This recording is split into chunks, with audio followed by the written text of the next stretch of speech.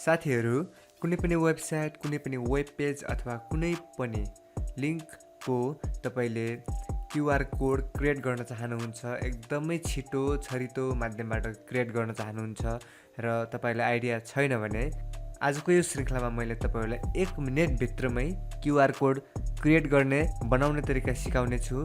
नमस्ते, स्वागत छ नेपाली ज्ञान युट्युब च्यानलमा।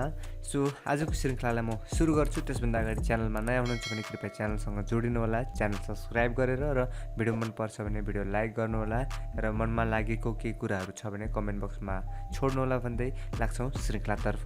सर्वप्रथम तपाईँले चाहेको वेबसाइट, युट्युब च्यानल अथवा सम्बन्धित भिडियो अथवा सम्बन्धित वेब पेजमा जानुपर्नेछ र तपाईँले त्यहाँनिर सर्च बारमा क्लिक गर्नुपर्नेछ। ध्यान दिनुहोला, यो क्युआर कोड जेनेरेट गर्ने चाहिँ स्पेसल्ली इफेक्टिभ चाहिँ गुगल क्रोम ब्राउजरमा हुन्छ।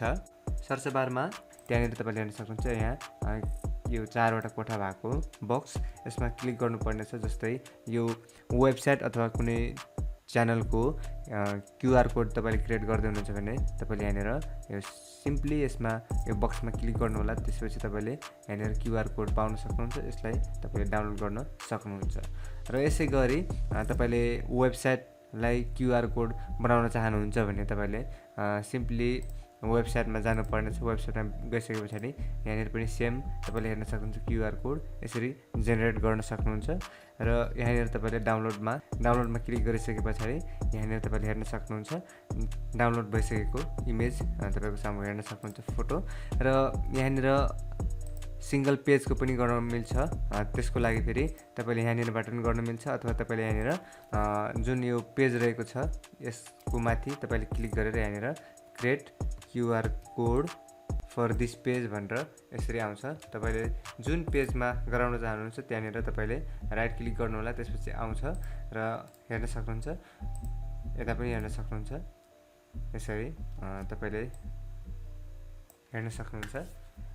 यसरी हामीले माथि यो सर्च बारमा नै गर्नुपर्छ भन्ने छैन।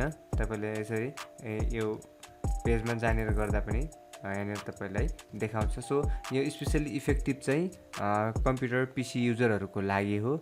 सो यो कुरा चाहिँ मैले तपाईँहरूलाई सेयर गरेँ। यो इम्पोर्टेन्ट पनि रहेको छ, सानो कुरा रहेको छ।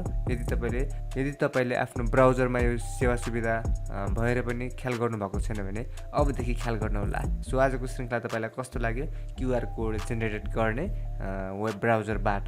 सो आजको श्रृङ्खलालाई मनपर्छ भने भिडियो लाइक गर्नुहोला र च्यानल सब्सक्राइब गर्नुभएको छैन भने च्यानल सब्सक्राइब गर्नुहोला भन्दै आजको श्रृङ्खलाबाट म बिदा माग्न चाहन्छु। भेटौँला नेपाली ज्ञानको यस्तै छोटो मिठो भिडियोमा। बाई।